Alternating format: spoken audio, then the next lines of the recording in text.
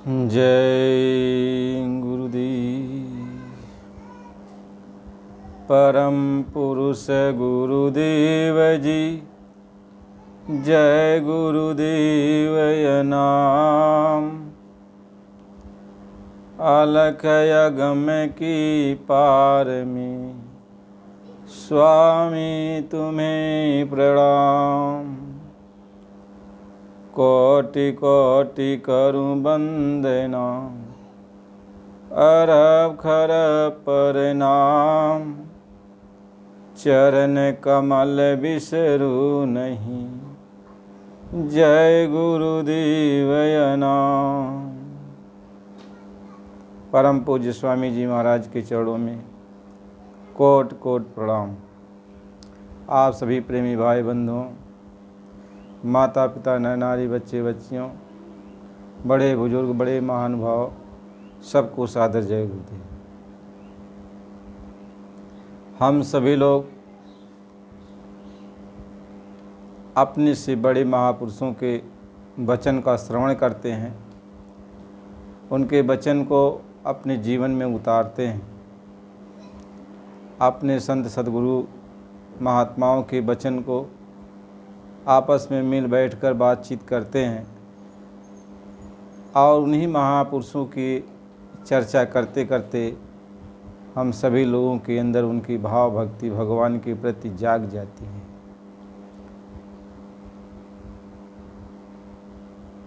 कहते निज अनुभव मैं कहूँ खगेशु,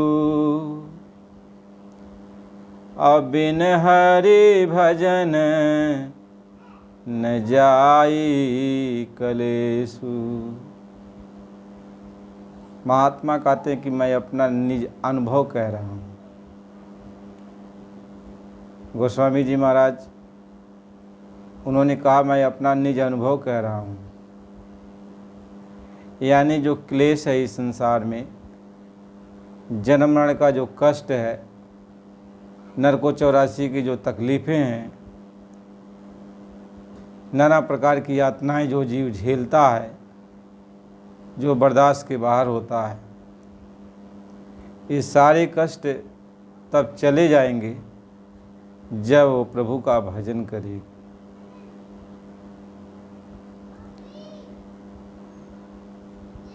मालिक इस बात को समझा रहे कि बारी मथे घृत होत है,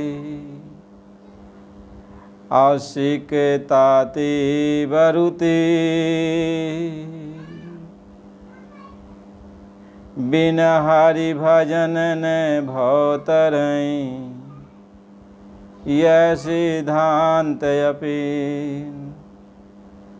कहते हैं बालू को पेरो तो तेल निकल जाएगा, यद्यपि ऐसा होता नहीं है। मान लूँगा। पानी को मथ दो, घी निकल जाएगा, यद्यपि ऐसा होगा नहीं, लेकिन मान लेता हूँ। लेकिन यदि वो कोई ये कहे कि बिना प्रभु का भजन किए, बिना भगवान का भजन किए, उनकी भक्ति किए, कोई इस जन्म मरण के बंधन से, नींद तकलीफ़ों से यदि बच जाए, तो इस चीज़ को हम नहीं मानते हैं। ये कौन कह रहे हैं? महापुरुष कहते हैं, जिन्होंने कहा कि मैं अपने निज अनुभव के आधार पे ये बातें कह रहा हूँ। यानी उन्हें अपनी बातें रखी कि अपना अनुभव कर रहा हूँ कि कोई भी यदि पार होगा तो प्रभु के भजन से ही पार होगा। यदि वो कोई कहता है कि बिना भजन के, बिना भक्ति के प्रभु के हम पार हो जाएंगे, तो मैं अपना निज अनुभव कहता हूँ कि वो पार नहीं हो सकता। वैसे और महापुरुष क्या कहते हैं, और महात्माओं संतों महात्माओं की वाणी क्या कहती है, ऋषि मुनियों की वाणी क्या कहती है, शास्त्र वेद पुराण उपनिषद ग्रंथ ये सब क्या कहते हैं, वो बात अपनी जगह पर है। लेकिन गोस्वामी जी महाराज अपनी बात कहते हैं कि मैं अपना निज अनुभव का बयान करता हूँ। मैं ये मानता हूँ कि बिना प्रभु के भजन किए कोई भवसागर से पार नहीं हो सकता, जन्म मरण के बंधन से वो पार नहीं हो सकता, अलग नहीं हो सकता। यह नाना प्रकार की जो तकलीफ़ें हैं, जो कष्ट हैं, इससे वह निजात नहीं पा सकता जब तक वो प्रभु का भजन नहीं करेगा। अब हम गोस्वामी जी महाराज के, महात्माओं के यदि वचन को मानते हैं, उनको ये समझते हैं कि जो कह रहे हैं वो सही कहे, तो उनके वचन के अनुसार हम चलने लगते हैं। यानी महात्माओं के वचन वह हमारे जीवन की एक लकीर बन जाती है कि जैसे महात्मा कहते हैं वैसा हम यदि करेंगे तो कल्याण हो जाएगा, क्योंकि महापुरुष जो भी कहते हैं वह सही कहते हैं। ये अपना निज अनुभव है, यानी जो उनकी भक्ति करते हैं, जो उनकी भक्ति करते हैं वो ये कहते हैं कि प्रभु का भजन ही सारे दुखों का निवारण है। प्रभु तो प्रभु है। आप ये कहो कि प्रभु कौन है। आप यदि किसी कष्ट में पड़े हो, किसी तकलीफ में पड़े हो, असहनीय वेदना आपको है, ये आपका दर्द कोई ख़त्म नहीं कर रहा है, आपकी पीड़ा कोई हर नहीं रहा है, आपके दुख में कोई साथी नहीं बन रहा है, यदि कोई वहाँ आपका साथी बन जाता है, आपके दुख को दूर करता है, तो वही आपके लिए प्रभु बन जाता है, वही आपके लिए भगवान बन जाता है। कहते हो कि भैया आपने भगवान बनकर हमारी रक्षा किया, हमारे दुखों से हमको निजात दिलाया, तो उसको आप भगवान कहते हैं। महापुरुष यही समझाते हैं, जो आपके कष्ट को हर ले, भगवान उसी का नाम होता है जो आपके कष्ट को हर ले। नाना प्रकार से इस दुनिया में कष्ट आपको मिल रहे हैं, ये सारे कष्ट ये जन्म और मरण के बंधन के कारण हैं। यानी हम जन्मते हैं और जब तक सही छोड़ नहीं देते तब तक नाना प्रकार के कर्म करते हैं। इसी कर्मों का हिसाब किताब हमको सुख और दुख में भोगना भरना पड़ता है, जिसके लिए महापुरुष ये कहते हैं कि बोए पेड़ बबूल का अम्बे कहाँ ते खाए। यदि हम अपने जीवन में दूसरों को तकलीफ़ दिए, दूसरों को दुख पहुँचाए, मन से, वचन से, कर्म से, तो हमने अपने जीवन में क्या बोया? कांटा बोया है, बबूल का बीज बोया है। यही हमारे अगले जन्म की तैयारी है। जब हम अगला जन्म हमको मिलेगा तो यही जो हम बो कर गए हैं यही हमें काटना पड़ेगा। यानी जब हम दोबारा आएंगे तो जो हमने बो दिया है ये कांटा, यही बड़ा हो गया होगा और यही हमको, इसी का फल हमको खाने को मिलेगा, इसी पर हमको चलने को मिलेगा, इसी पर हमको सोने को मिलेगा। यानी दुखों का हमारी सेज सैया बनी होगी, दुखों का हमारा रास्ता बना होगा, दुखों का हमारा संसार बना होगा। ये कौन कहते? ये महात्मा कहते हैं कि मैं अपने अनुभव से कहता हूँ कि जो जैसा करता है उसको वही भोगना और भरना पड़ता है, भोगना और भरना पड़ता है। यदि आप ये कहो कि महात्माओं का ये अनुभव है, आपका अनुभव नहीं है, ये बात तो आप अपनी जगह पर बहुत सही कह रहे हैं, लेकिन आप इस बात को समझ लो कि जब हम छोटे हैं तो आगे क्या होने वाला है हम नहीं जानते हैं, लेकिन हमारे माता पिता अपने अनुभव के आधार पर हमारी अंगुली को पकड़कर हमें रास्ता दिखाते हैं और उनके ऊपर हम भरोसा करके उस रास्ते पर चलते हैं। हमारा तो अनुभव नहीं है, लेकिन माता पिता का अनुभव है तो उनके अनुसार हम चलते हैं तो हम सुरक्षित रहते हैं। धीरे धीरे धीरे धीरे धीरे धीरे वही माता पिता हमको कॉलेज में भेज देते हैं, और कॉलेज में जब जाते हैं वहाँ जो टीचर हमको मिलते हैं, गुरु मिलते हैं, यदि गुरु का जो अनुभव है वह मेरे पास नहीं है, लेकिन हम गुरु पर भरोसा करते हैं, क्लास टीचर पर भरोसा करते हैं कि ये हमको पढ़ा देंगे, हमारे अंदर ज्ञान दे देंगे, अनुभव करा देंगे, जो ज्ञान इनके पास हुआ हमको देंगे, ये विश्वास करके हम उनके वचन पर चलते हैं। जैसा वो कहते हैं वैसा हम करते हैं। ऐसे ही जब हम करने लगते हैं और उनके ऊपर भरोसा कर लेते हैं तो धीरे धीरे धीरे धीरे वह निज अनुभव उस बच्चे को भी हो जाता है, वह भी उस प्रश्न का हल निकाल लेता है। धीरे धीरे धीरे धीरे और आगे बढ़ता है, और आगे गुरु मिलते हैं और अनुभव कराते हैं। लेकिन जो गुरु मिलता है उसके पास जो अनुभव होता है वह शिष्य के पास नहीं होता। लेकिन गुरु के साथ रहते रहते, गुरु की बातों को मानते मानते शिष्य के अंदर भी अनुभव हो जाता है, शिष्य भी अनुभवी हो जाता है। यदि गुरु आपका पूरा है, जानकार है, प्रभु से मिलाप किया है, और उसके पास यदि आप जाते हो, उनके सत्संग वचन को सुनते, उनकी बात को मानते हो, तो गुरु के अंदर जो चीज़ है वह आपके अंदर धीरे धीरे आ जाएगी। गुरु ने परमात्मा का दर्शन किया है तो आप भी परमात्मा का दर्शन कर लोगे। क्यों? कि गुरु जिस तरीके से परमात्मा का दर्शन किया उसी मार्ग पर आपको लेके चल रहा है, और उसी मार्ग पर चलते चलते आप भी परमात्मा के पास पहुंच जाओगे। इसलिए हमें पहले दूसरों के द्वारा, यानी जो अपने से बड़े हैं, महापुरुष हैं, सज्जन हैं, हमें उनके द्वारा जो सीख दी जाती है उसे हमको अपनाना पड़ता है। पहले तो हमें विश्वास करना ही पड़ता है। इसलिए महापुरुष लिखते हैं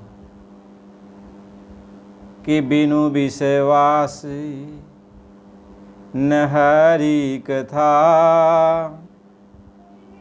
तेहि बिनु मोह न भाव।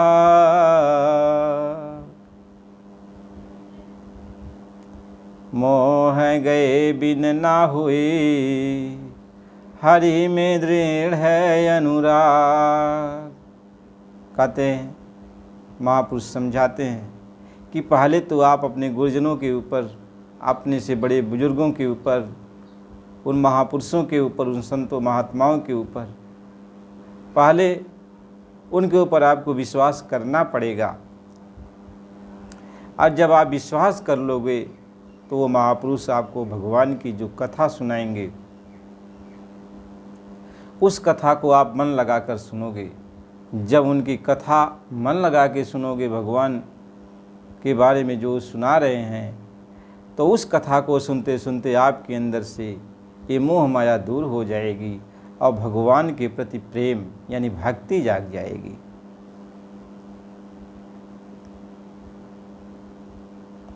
भगवान के प्रति भक्ति जाग जाएगी और भगवान अपने भगत के अंदर जब भक्ति को देखता है तब वो द्रवित हो जाता है। भगवान ये कहते हैं कि भक्ति से हीन यदि कोई मेरा भक्त है तो वह मुझको कैसा लगता है, जैसे आसमान में बादल छाया हुआ है लेकिन उसमें पानी नहीं है।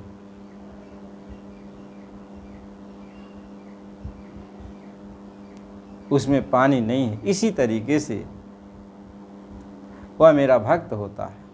यानी जो मेरा भक्त है, जो मेरी भक्ति करता है, उसके अंदर मेरा प्रेम, वह मुझसे प्रेम करे, मेरी भक्ति यानी प्रेम, मेरे प्रति उसकी तड़प पैदा हो जाए।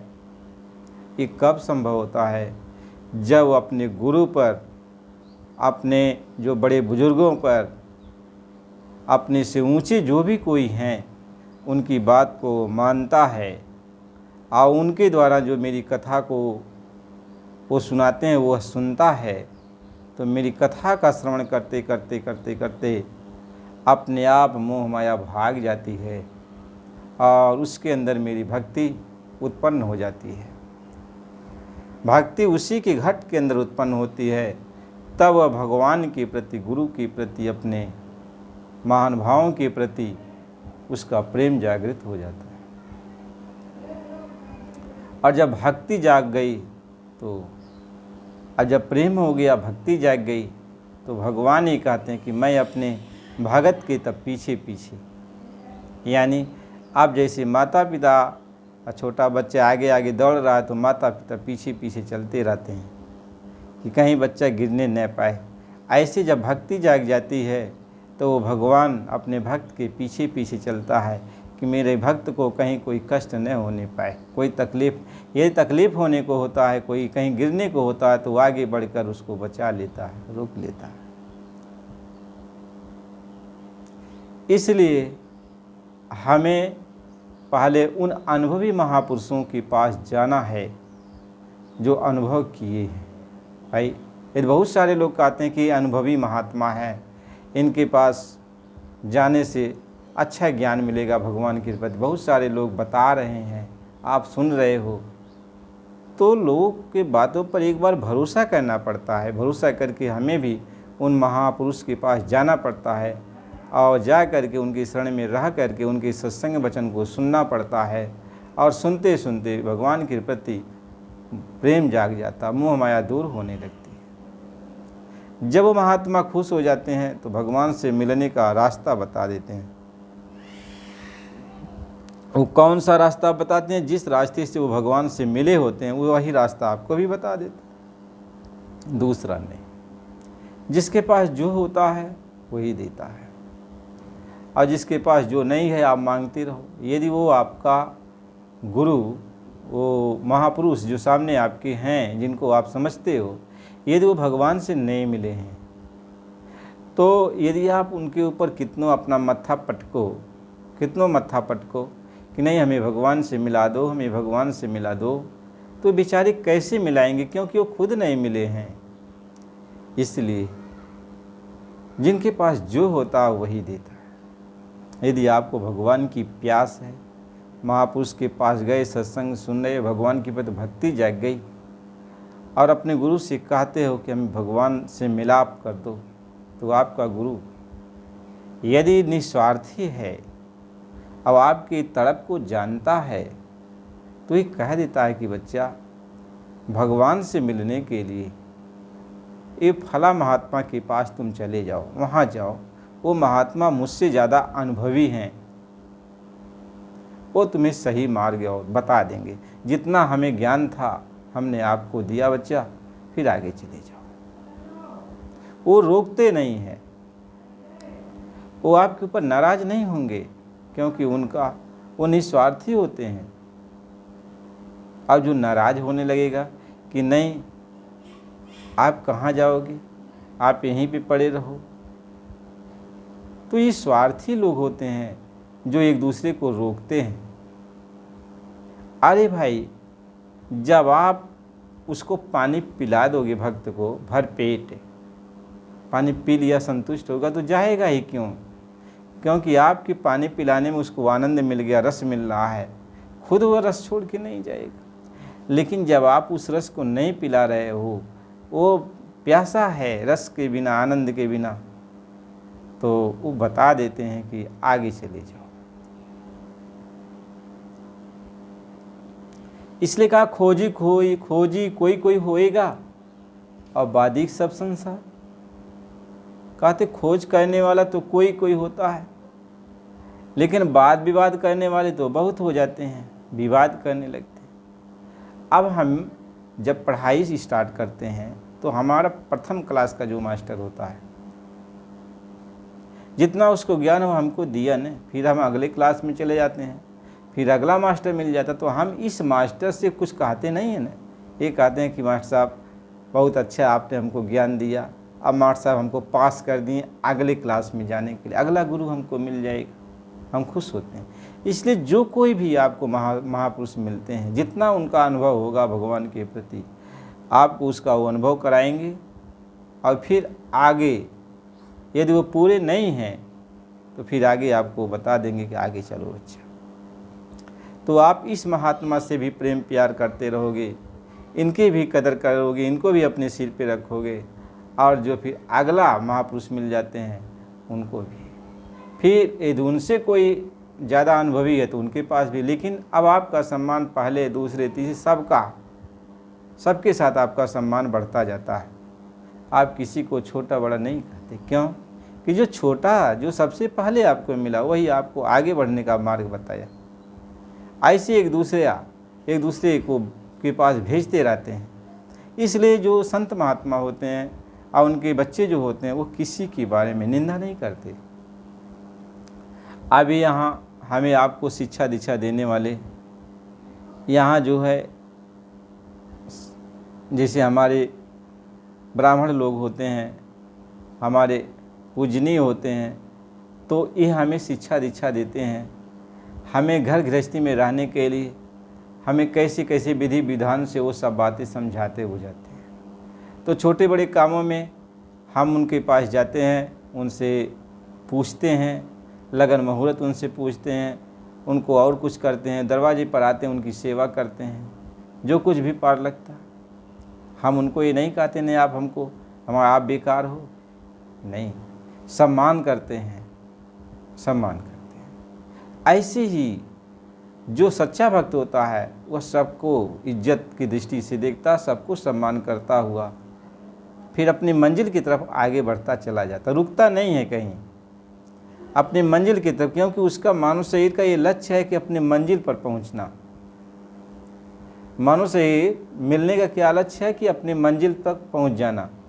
अपनी मंजिल क्या है? वो कुल मालिक के पास पहुंचना। अब मंजिल में जो भी पड़ाव आते हैं, जैसे अब जब जन्म लिया तो पड़ाव स्टार्ट हो गया, माता पिता मिल गए। अब माता पिता की सेवा करते हुए फिर जो है हमें स्कूल में जाना पड़ा, वहाँ हमारे जो है गुरु मिले, फिर आगे बढ़ते गए, बहुत सारे गुरु मिलते गए।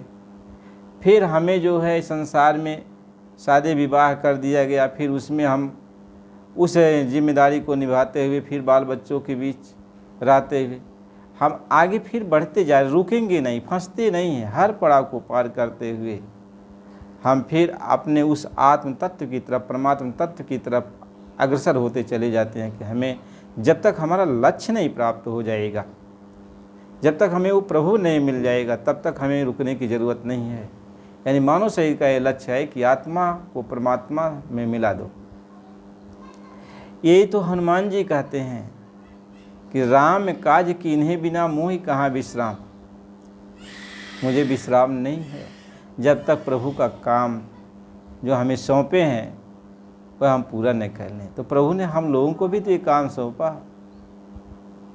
कि प्रभु ने इसीलिए तो मानव शरीर दिया कि तुम्हारा ये काम है मानव शरीर पा करके कि तुम अपनी आत्मा को जगा कर मेरे पास चले आओ, यानी परमात्मा से भेंट कर लो। यही हम सबको परमात्मा ने हुक्म दिया है, हुक्म दिया है। लेकिन हम बीच में उलझ जाते हैं, बीच में उलझ जाते हैं। देखो, यदि अपने लक्ष्य तक हमें पहुंचना है तो हमारे अंदर सरलता होनी चाहिए। कोई दो चार बात कहे उसको बर्दाश्त करने की क्षमता होनी चाहिए। कोई दुख सुख आ जाए तो उसको सहन करने की क्षमता होना चाहिए। बुरा भला कोई कह दिया, उलझना नहीं चाहिए। कोई रास्ते में कुछ कांटा बिछा दिया तो बगल से निकल जाना चाहिए, कुछ कहना नहीं चाहिए। यानी आप अपने लक्ष्य पर आगे बढ़ने चाहते हो, यहाँ उलझना नहीं है ना। लक्ष्य पर बढ़ना चाहते हो तो आप धीरे से किनारा कस के निकल चलो, उलझने की ज़रूरत नहीं। उलझ गए तो कहीं है संसार कांटे की बाड़ी, उलझी पुलझी मरी जाना है। ये संसार में जगह जगह आपको कांटा मिलेंगे, आपके रास्ते में रोड़ा मिलेगा, तो उससे टकराना नहीं, उससे उलझना नहीं है, धीरे से निकलना है। निकलना है, नहीं तो यह संसार जो है झाड़ झांकर है, आग लग जाएगा और जल जाओगे, अपने लक्ष्य तक नहीं पहुंच पाओगे। इसलिए सबका भला चाहो, जो अच्छा कहता तो भी उसका भला सोचो, जो खराब करता है वह भी उसको भी मालिक से कहो मालिक इसका भला करो। देखो एक भिखारी होता है, किसी के दरवाजे पर जाता है, कहता है तो कुछ कोई देता है तब भी कहता तुम्हारा भला हो, नहीं देता तब भी कहता तुम्हारा भला हो, यानी भला तुम्हारा हो। ऐसे ही हम अपने लक्ष्य पर हमको बढ़ना है, उस प्रभु की प्राप्ति में हमको चलना है। तो हमें जो भी महापुरुष मिलते हैं रास्ता दिखाने वाले, तो उनसे कहते हैं, उनके बात को सुनते हैं, समझते हैं और अपना लक्ष्य उनके पास रखते हैं कि हमारा लक्ष्य है प्रभु से मिलना, हम रुकेंगे नहीं। हम तभी रुक पाएंगे आपके यहाँ जब प्रभु से आप भेंट करा दो, प्रभु से मिलन करा दो। तो यदि वो आपको रोक लेते हैं, आप रुक गए, तो रात दिन वो महात्मा सोचते रहेंगे कि सच्चा भक्त है, यह प्रभु से मिलने के लिए निकला हुआ। यदि हम इसको रोकते रहेंगे तो प्रभु मेरे ऊपर नाराज़ हो जाएगा। वो महात्मा के अंदर डर पैदा हो जाता है, भय उत्पन्न हो जाता है कि मैं प्रभु के साथ धोखा कर रहा हूँ। तो वह शिष्य से कहता है कि बच्चा यहाँ रुको मत, आगे बढ़ते जाओ, कहीं न कहीं कोई महापुरुष आपको मिल जाएंगे प्रभु से मिलाने वाले। तो आपका लक्ष्य यदि पक्का होगा तो कोई आपको रोकेगा नहीं, कोई नहीं रोकेगा। बस लक्ष्य आपका पक्का हो तो भगवान आपके लिए रास्ता सब तैयार करते हैं, प्रभु आपके लिए रास्ता तैयार करते हैं। महात्मा इस बात को समझाते हैं। तो हमें दूसरे के अनुभव की पहले ज़रूरत पड़ती है। दूसरा जो भी कहते हैं, जो भी महापुरुष कहते हैं, जब युधिष्ठिर से यक्ष ने पूछा कि हे युधिष्ठिर ये बताओ सच्चा मार्ग क्या है, सच्चा मार्ग क्या है, सन्मार्ग क्या है? कहें महात्माओं के जीवन की लकीर ही सन्मार्ग है, यानी महापुरुष जिस रास्ते पर चलते हैं, जो अनुभव किए हैं उसी रास्ते पर हमें आपको चलना है। यही सनातन मार्ग है, यही सच्चा मार्ग है। तो हमें भी वैसे ही चलना है। हम अपने ज्ञान, अपने बुद्धि से होशियार बन जाएंगे, अपने बुद्धि से सब कुछ जान लेंगे, तो क्या मिलने वाला? कुछ नहीं मिलने वाला। हम कुछ नहीं जान सकते हैं जब तक अनुभवी हमको नहीं मिलेगा। उसको कुछ तो कुछ अनुभव होगा ही अपने जीवन का। तो हमें आपको कैसे होता है कि समझदार होते हैं जो, तो सबसे ज्ञान लेते। कहें भैया जो कोई रास्ते मिला उससे ज्ञान ले लो, यानी उसकी शिक्षा दीक्षा से ज्ञान ले लेना, उसके रहन सहन से ज्ञान ले लेना, तो सबसे ज्ञान लेके चलता है। अनुभव सबका हासिल करता रहता है और आगे बढ़ता जाता है, आगे बढ़ता जाता है। महात्मा इस बात को समझाते हैं। तो हमें आपको भी यदि अपने लक्ष्य तक पहुंचना है तो महात्माओं के वचन को समझना है। हम देखकर कभी कभी ये भौचक्का हो जाते हैं कि भगवान की भक्ति के लिए तो सभी लोग निकले हैं, लेकिन इतना टकरार क्यों है? इतना टकरार क्यों? यह टकरार यदि है तो भक्ति कैसे वो कर रहे हैं? भगवान तो कभी टकरार नहीं करते, भगवान तो टकरार नहीं करते, भगवान तो प्यार करते हैं। टकरार भगवान कभी नहीं करते। यदि कोई रोड़ा आता है भक्त के मार्ग में तो भगवान उसको हटा देते हैं। हम लड़ते झगड़ते हैं, हम टकरार करते हैं, हम छोटा बड़ा यदि कोई हमें छोटा कह दे तो हम चिढ़ जाते हैं और बड़ा कहेगा तभी हम मालूम होता है कि हमें क्या मिल गया। इसलिए महात्मा ये लिख देते हैं कि कंचन तजना साज है और सहज त्रिया का नेह, मान बड़ाई ईर्षा दुर्लभ तजनी है। यानी सोना चांदी महल अटारी बैराग आ गया सब छोड़ दोगे, स्त्री बच्चों का मोह प्यार सब छोड़ दोगे, लेकिन बहुत कठिन काम होता है ये मान बड़ाई को छोड़ना। यह मान बड़ाई को छोड़ना ये बहुत कठिन काम होता है। इसी को छोड़ना जरूरी है। मैं कहीं मैं है जो माया है, क्या मैं तय तोर मोर यह माया। यही तोर मोर जो आपस में हम लड़ते झगड़ते हैं, मैं तय जो आपस में करते हैं, यही माया है। इसी की बस हो करके ये सारे जीव, हम सारी आत्माएं प्रभु से दूर हो गई। प्रभु से हम लोग दूर हो गए।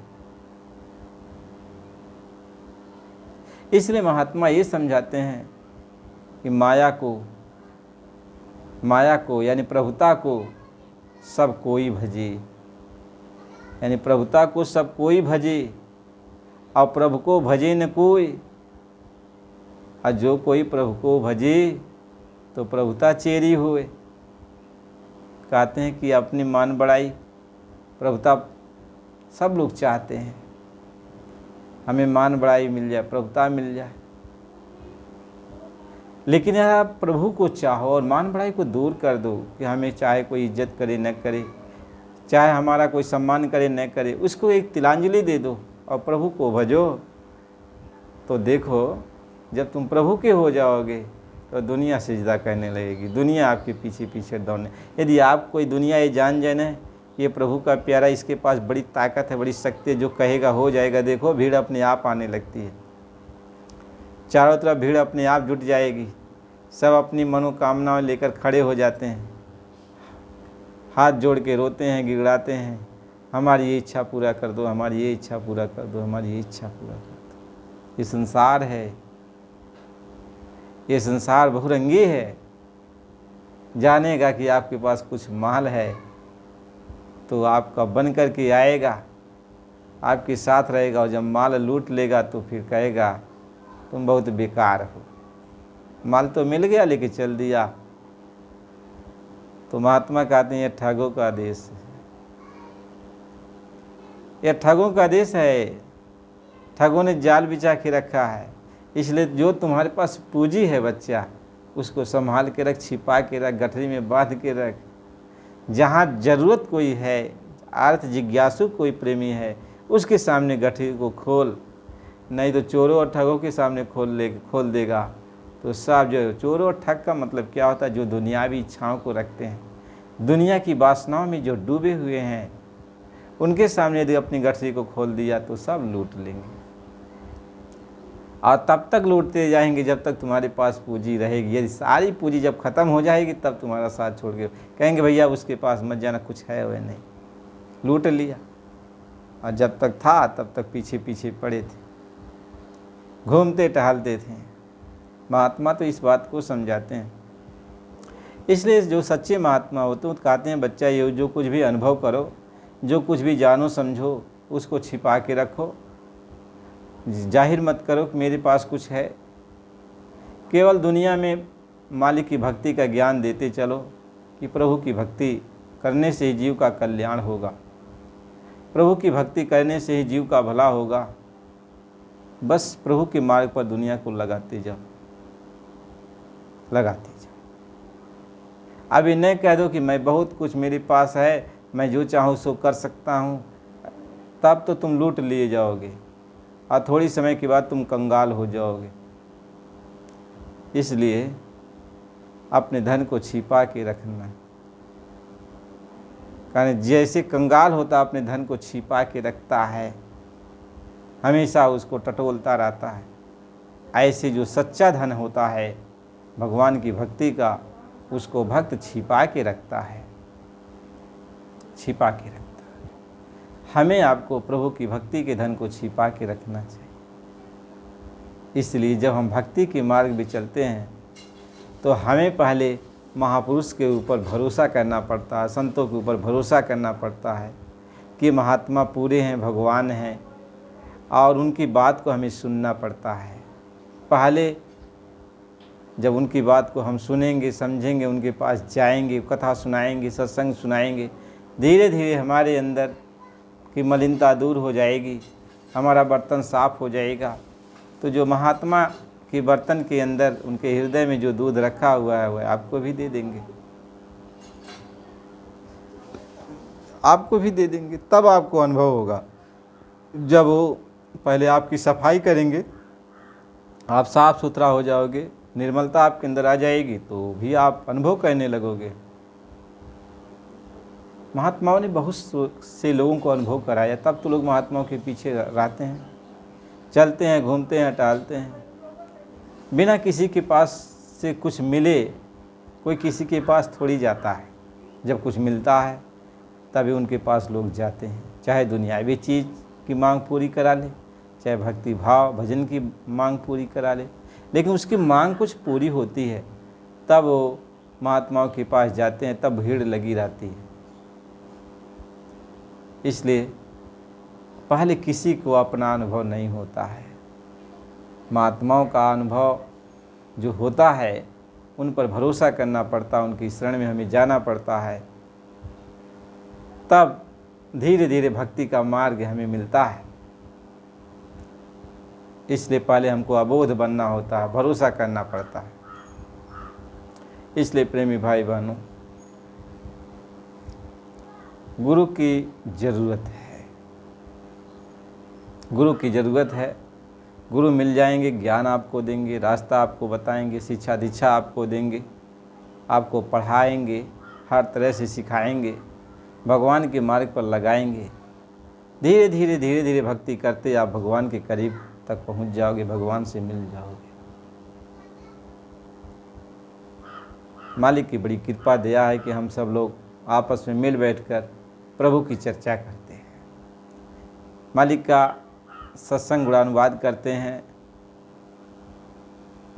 हम अपने प्रेमी भाई बहनों से, जो भी हमारे प्रेमी भाई बहन सत्संग को सुन रहे हैं, हम उनसे आग्रह करते हैं, हाथ जोड़ के प्रार्थना करते हैं, यदि आपको सत्संग के वचन अच्छे लगते हैं, आपको सुनने में दिल लगता है, आप नए हो तो चैनल को सब्सक्राइब कर दीजिए, लाइक कर दीजिए, ताकि आपके पास भी ये बराबर सत्संग वचन जाए।